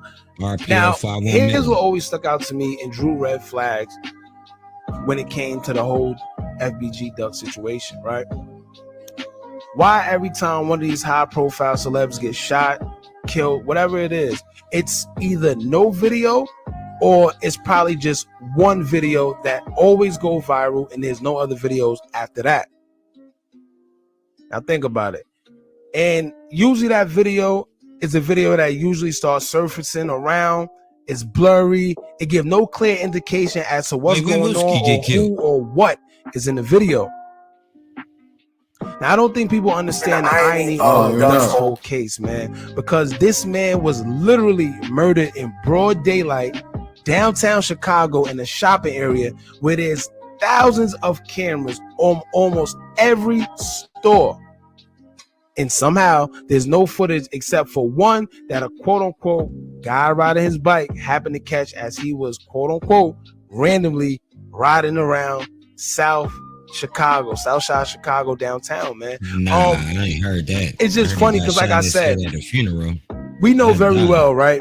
When so much as a fight go down in the hood and someone happens to get knocked out, there's videos everywhere because everyone usually has their phone out recording. And it's sad because people will sit there and record before they actually go call for help, whether it's EMT, cops, fire, whatever it is. People will put their phone out and record way before they actually get help. So you mean to tell me all the bystanders that was there and present at the situation, and there was only one video out there surfacing out of the whole group of people? So throughout the whole situation, we only got one camera angle. All right. And this is the stuff people are believing. And if you look closely to the new video that they got out, man, when the car fled from the scene, there's a guy on a bike riding exactly after the car has taken off and passed through a certain corner. So the car passed, and right after the car passed, there's a guy on a bike with I think white on or whatever the case may be, and he happens to turn up the same block that the incident just took place at. All right. That's by no coincidence. This man was definitely set up. And it's sad because to this day, no one was caught and there's no evidence tracing back to nothing. Nothing. And this happened in broad daylight in the Gold Coast. Now, when I say things like this and I sound so passionate by it, it's because it could be any one of us. Bro. Get out of here. It could be a family member. It could be you. It could be a loved one. It could be a friend. It could be anybody. But a lot of the times we don't feel the need to investigate or go further into something because it doesn't happen to us per se. But I'm telling you, this was definitely a setup. I don't know about who, but it definitely was a big setup. Now do me a favor. Y'all go and watch the first video with a guy capturing everything as he speaks and you listen to him. And matter of fact, I went to go look for that same video. You know, the whole long video with a guy sitting there. He was capturing the duck on the floor and on the ground, and he's talking. He sounded so hysterically, or whatever the case may be. Go look at that video. You tell me if he sounds like someone concerned. And the thing is, you know what's funny? As I looked it up myself earlier, I couldn't even find the video no more. The video that was uploaded, I can't even find it no more. But guess what? I covered the FBGDuck story first before, and I got the video. So what I'm gonna do is I'm gonna actually post it and pin it in the comments so y'all can check it out yourselves. And then what I want y'all to do is try to go look for that same video on YouTube, and I bet you it's not there no more. These be the red flags that y'all need to check out. When they start posting and deleting videos because people start being aware of what's going on, that's a red flag. When they start pointing holes in their lies and finding inconsistencies and flaws in their stories, these are the things that we need to point out. But back to the story, right? Listen to the guy, right? When you watch the video, listen to him. Does he sound like someone that's concerned? Or do he sound fake? Or he sound like he's acting? All he kept saying to the police was, listen here, come on now, listen here, you listen to me. That's all he kept saying. It all sounded like he didn't know how to sound concerned. You know when somebody is trying to show genuine emotion, but they can't because they have no ties, no real emotional ties to the person or the thing that they're supposed to, that they're supposed to feel emotional towards. You can't fake emotion in real life situations. This ain't the movies. And another example of a rapper who was killed in broad daylight and no proper footage was presented. Nipsey Hussle. He died right in front of his store that was connected to a bunch of other stores because it was in a shopping area, and somehow there was only one video that was put out there. How? What happened to the store camera that was connected to Nipsey's store? That would show everything up close and personal because he was in front of his store. What happened to the people who love recording on their iPhones? What happened to their footage? What happened to the footage that's connected to all them other cameras and all them other stores that's around? What happened to those? He did get shot in the head. He's still alive though, bro. But once again, we living in a time where everything is just happening back and back and back and back and back and forth. So one thing may happen today, but we be so distracted by the next thing that happened because tragic events is striking day after day after day. Every time you turn around, somebody's dying or getting arrested. There were so many flaws in Duck's case that it's not even funny. But being that, like I said, we're living in a time where so much tragedy has happened back to back, we are being highly distracted. So it's borderline impossible to sit and focus on one thing and try to connect the dots, because tragedy after tragedy is upon us. And the elites know that. First, they told us it was 2 cars, right? Then they said it was 1 car. Then they told us his suspects was so close to him and even managed to dap him up. You know, the person that was a suspect seemed like he actually knew him. A witness that was there said the guy that was up close and personal that actually was the one that fired shots at Duck was the one that was so close to him, he thought that he knew the guy. They was friends. So which one is it? And before y'all sit here and call somebody a conspiracy theorist, right? And y'all put y'all trust in the news and whatever the news say, just remember that these are the same people that told you Lil Reese got shot in his head and was in critical condition. Whole time, Lil Reese said he was just grazing his eye and in his lip, and that was it. So as we already know, the news isn't a credible source for us because they are a part of the propaganda. And another question is this, right? Who is the people that Duck was actually with? To this day, that's another question that has yet to be answered. Now, I can't officially say that the people who Duck was with that day had something to do with it, but according to the people who are closest to Duck, right? The people that know him best, the people that was with him almost every day, none of them seem to know the guy and the girl that Duck was with that day. Isn't that strange? So you mean to tell me his closest friends can't even identify the people he was with? That's strange to me. That's a problem. Then Reggie's so funny. I think that's his name. The Reggie guy who does the funny skits on Instagram. He did an interview, and it's on YouTube. He said he was a close friend to Duck as well. And he also said a lot of the story just doesn't make sense. The way Duck was moving. He said Duck knows how to move. And the way that they said he was moving does not make sense. He knew better than to move how he was moving. To be on the Gold Coast with nobody. To be riding in a car that wasn't tinted. Reggie said he'll never ride around with cars that has no tints in it. And it makes sense because usually most of the top ops and people in Chicago, when they move around, is usually in something fast with tints on it. That's law.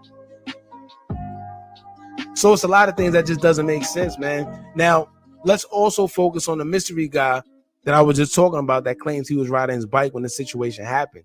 If you remember correctly, during the video, he said he didn't know who it was at first when he rode the bike, until he looked up and realized it was FBGDuck. Now, if y'all watch the video, and like I said, I'm going to post it in the comments, watch the video closely. It's no way somebody's dying, laying there, just been shot, or whatever the case may be, and you riding past, and you looking, and you say, oh, that's FBGDuck. Oh, my God, y'all, that's FBGDuck. That sounded so fake, man. Then suddenly he claimed that he was in the same room as Duck, right? Now, I'm not the smartest man in the world because he kept saying that. He kept saying, oh, I used to be in the same room with this man. I shared the same room with this man. How? What room did you share with him? The people closest to Duck said they don't even know who that man is neither. Just like the man and the woman. So how was you sharing the same room with Duck? When? Why? How? But I got a theory, right? My theory is this. That statement he said, I was in the same room as Duck, that statement is a code word for something. Because he kept saying it. I was in the same room as Duck. I was in the same room as Duck. What room was you in? That symbolizes something because he kept saying it even in the original video.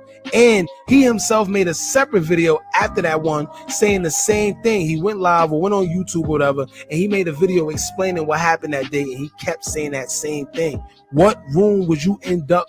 Was you in with Duck, and why? He don't even seem like the type of person that'll be in the same room as Duck. First of all, didn't he say he was from Cali? He just happened to be up there for a trip or business or something like that. It's not making sense, y'all. Not to mention he was one of the first people there. If not, he was the first one there. That's how he was able to obtain the video. And if he knew Duck, right, and he shared the same room with him, instead of sitting there recording, why didn't he call the cops? Maybe he could have saved Duck's life.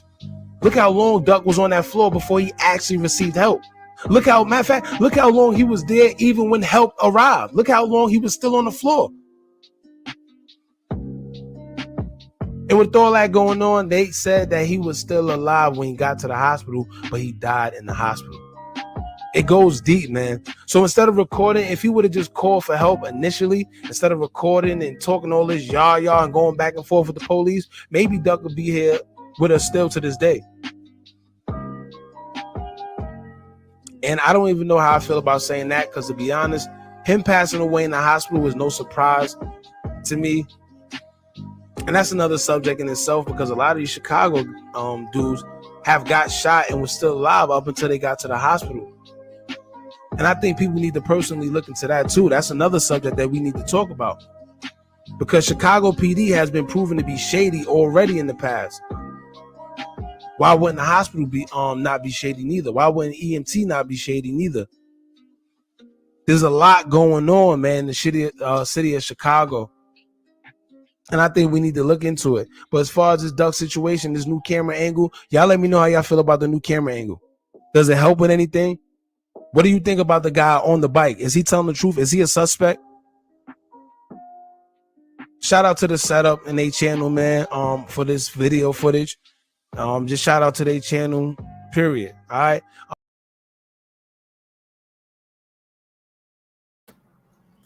RIP Duck. They said they got like five individuals for that though. Man, I wonder if this is the same 5 they plucked from a certain place. I don't know, but they said they got them, man. You know what I'm saying? RIP, you know what I'm saying, to FBGDuck. You know what I'm saying? RIP King Vine. RIP all Chicago fallen soldiers, man. That's a whole lot of people. Man. RIP A-Roy, man. We about to run some of this A-Roy. Yeah, RIP 051 Millie. 051 Millie was out there terrorizing, man.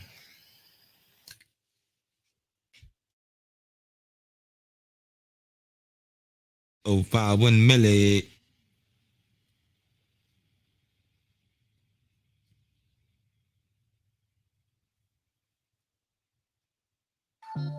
Squarespace lets you run your brand like a business with e-commerce.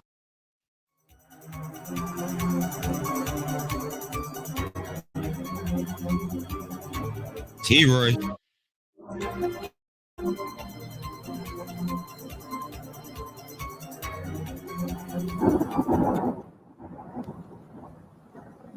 Okay, Z-Boy Omega. We back here with another one. Y'all know what it is. Bossy YouTube. We run these streets. Let's get it. Okay, so let's get into this A-Roy story, man. And it's crazy. And I know I'm a little late, but it's not even about being late. It's about how, it's about who and what. How it's going to get broken down, man. And I sat on it, man. And if sometimes doing this YouTube shit feels like, even though you're not in the streets no more, just having to see shit like this and reliving this shit that brings shit back. You know what I mean? So it's like, I try to put myself in every single person's in that situation's shoes and try to feel and understand and try to come up with the best thought and the best process of the whole situation, right? So first of all, it happens in the hood all the time. Just because we're looking from the outside in doesn't mean that everybody in O Block is tight and everybody's all lovey-dovey and there's no beef in O Block. This shit happens in O Block all the time. This shit happens in every hood all the time. You know what I mean? Not everybody likes each other. Not everybody gets along. You got separate crews, dudes over there, dudes over here, dudes are cordial, whatever. And they, you know, if it's like a comrade, you know what I'm saying? Like we can all be down for the same cause, but we all don't have to like each other. Now, if anybody from the outside comes in or violates, yeah, we're gonna form like Voltron and handle our business because you're not gonna disrespect the name, you're not gonna disrespect the block, right? And that's just how many hoods, that's just how it goes. So this is just where I'm at with this, because he got killed by his own man, you know what I'm saying? His own same hood. But this shit happens, man. This is what happens when you're out in the hood, right? And you don't have a job and you don't plan on leaving the hood and you just come outside every day. You could be an innocent bystander. You can get into an argument, get into a fight. A shorty could end up taking your life, just like what happened with Avery, right? Now, the thing is, and I'm going to be straight up honest, man, because he said this before, and he said, my biggest fear is to be taken out. No. He said my biggest fear was to have somebody in the gang switch on me, or one of the guys switch on me, right? Something to that terms, right? So I'm gonna be honest, man. Ain't no man gonna take an ass whooping the way that man was taking the ass whooping and just get up and keep it moving. You know what I'm saying? There's a way to do things to where shorties is gonna listen to you and put their head down and respect you because you're an older member and be like, all right, man, you got it, right? You might be able to just maybe grab him up and shake him up a little bit. You might be able to just kick him behind his ass and tell him something, yell at him or whatever, and then let him know why you doing it, showing him love. Because at the end of the day, I don't care how much older you is than a nigga. Niggas is men at the end of the day, man. They're not gonna sit there and allow you to disrespect them like that. You know what I mean? He was putting hands and feet on that dude, man, kicking him in his face. So at the end of the day, where was his love? You know what I'm saying? Yeah, I think he kind of went wrong with that one right there. You know what I mean? Because it's like, you know, these shorties ain't playing. They ain't gonna allow you to just disrespect them like that, even though we members. But at the end of the day, come on, man, you can only go but so far. So it's like, how far do you go? Are you gonna embarrass this kid like that? Having him on a 4 Nelson, kicking him in the face, you know what I'm saying, in front of the whole hood? You know what I'm saying? It's not easy to take an L like that, you know, unless, I mean, maybe Shorty should have came back up and pulled it out, pistol whipped him, shot him in the legs, something. Maybe that could have been a little different. And then they could have then it would have been a war, you know what I mean? And then what? Then it would have been having to find a way to squash it or whatever, and it could have turned out ugly anyways. But then the thing is, how far do you go? You know what I mean? Do you not shoot the dude because he whooped you like that, and then you got to walk around and watch that video, and you got to walk around and hear it all the time that you this dude's son because of the way he sunned you in front of everybody? I don't see no living man taking an ass whooping in the hood that bad and just walking away with that. You know what I'm saying? Without at least getting back, even if it's just getting back with a crazy ass whooping and jumping him back some way, somehow. But at the heat of the moment, you got a gun on you, he's doing you in like that. I can see it. It's going to happen. He's going to pull out and do what he got to do. Now, did he have to shoot him that many times in the heat of the moment after taking that ass whipping? I can see and understand why he shot that many times. And it's sad and it's crazy, man, but this is what happens in the hood every day. You know what I'm saying?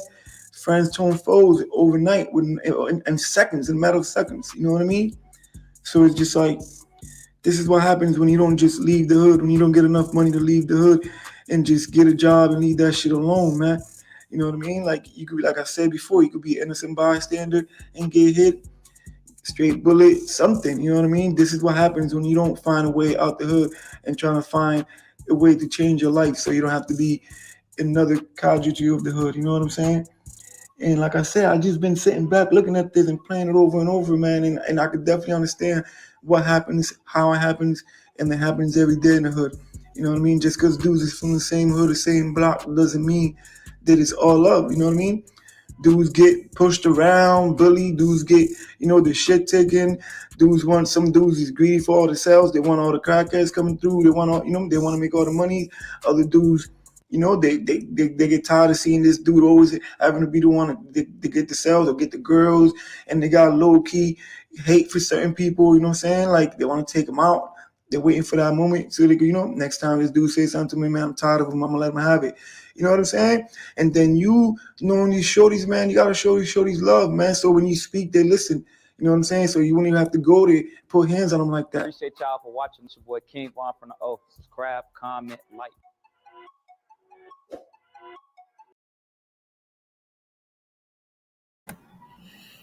On the mob though, man. He don't know what he talking about down there. He try to act like he know what he talking about, but he made some points though. But blood, everybody act like they from old black or from South Memphis or from Bompton or from wherever when this stuff happened. Come on, man. I'm like, it's for he trying to sound like, you know what I'm saying, but stay in your lane. Stay in your lane, man. It ain't hard to stay in your lane, man. Damn. Don't swerve, man. Stay in your lane. Don't swerve. That's why Gangland TV here, because we gonna keep it authentic and real for y'all every time, man. Y'all gonna get consistency of realness. Like, come on, man. Hit the like button, hit the subscribe button. Why you think we ain't made no content? We ain't made no authentic because we don't know what's going on. How we gonna sit there and make a video and tell y'all what's happening when we don't know what the hell going on? Come on, hit that notification bell too, man. So when we slither through the block, y'all can slither through the block. It's Gangland TV just sitting there live. You know what I'm talking about? Making me a postification bills shirt. Yeah, hit that postification. You know what I'm saying? Hit that postification, man. Run that thing, man, so we can end this on off, man. Hit that postification, man. Gangland TV.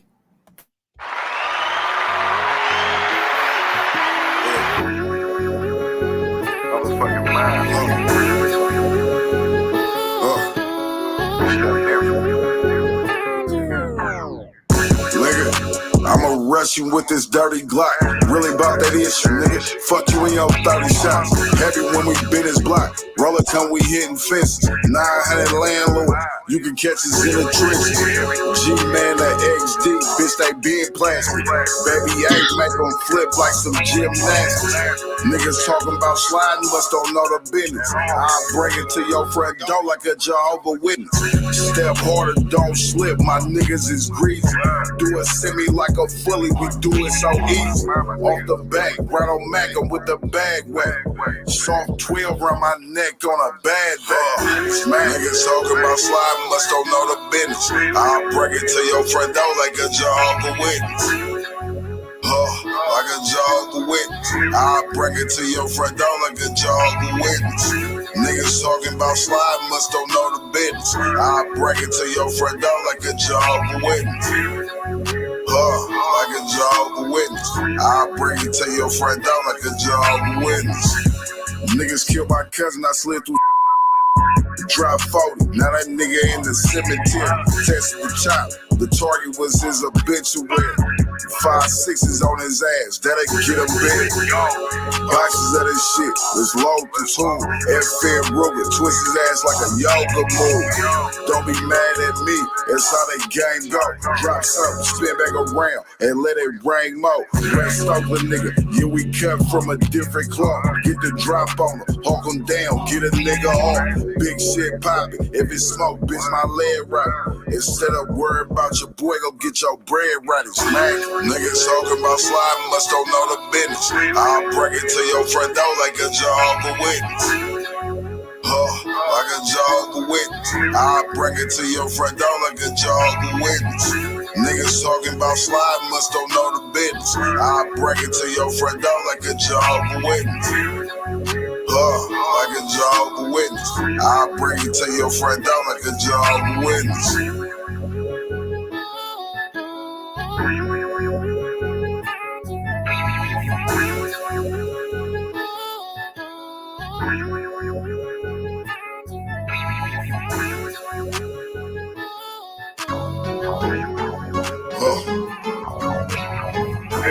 Just wanna make bitch. What you niggas on? What you niggas on? What you niggas on? 7.62s, get a nigga blown. What you niggas on? What you niggas on? What you niggas on? Get a nigga blown. What you niggas on? What you niggas on? 556s, get a nigga gone. What you niggas on? What you niggas on? What you niggas on? Get a nigga blown. Alright, Jones, you little niggas better stop that. 22 on the Glock, I catch you slipping, I'ma knock that. Nike with landlord, you niggas know that I'm a top hat. If you see me, we fucking. If I want it, I'ma cop that. Banging my line, wanting to run something. Niggas always acting like they hard, but they ain't done nothing. Dice harder than you. You ain't nothing but a stud mother. Chestnut checkers. I'ma make sure that he done bluffing. Told on the nigga, had them crackers won't investigate. 100 on the K. I pulled up to set the record straight. Put some little deuces on the coupe, so the legs is straight. Since he think he hard, we gon' see how many his chest can take. Cause man, what you niggas on? What you niggas on? 762s, get a nigga blown. What you niggas on? What you niggas on? What you niggas on? Get a nigga blown. What you niggas on? What you niggas on? 556s, get a nigga gone. What you niggas on? What you niggas on? What you niggas on? Get a nigga blown. Y'all know I'm psyched out the game, bitch, I'm with all that. I ain't the only niggas getting chicken, y'all better fall back. Gas ones hitting off the dribble, what's in y'all niggas chain? Something like EA Sports, bitch, we be in the game. CBC, we been about that action, known for flipping low. Hold on, bitch, look at my wrist, got a nigga froze. Wait, yo, bitch hoes. Now I'm selling cocaine up this bitch nose. No stocks on these, that shit unauthorized. Baby A, Korean Cuba nigga, it get it caramelized. Stand on my own 10, nigga. It's about respect. Think about coming at the ahks, you better come correct. Smack. What you niggas on? What you niggas on? 762s, get a nigga blown. What you niggas on? What you niggas on? What you niggas on? Get a nigga blown. What you niggas on? What you niggas on? 556s, get a nigga gone. What you niggas on? What you niggas on? What you niggas on? Get a nigga blown.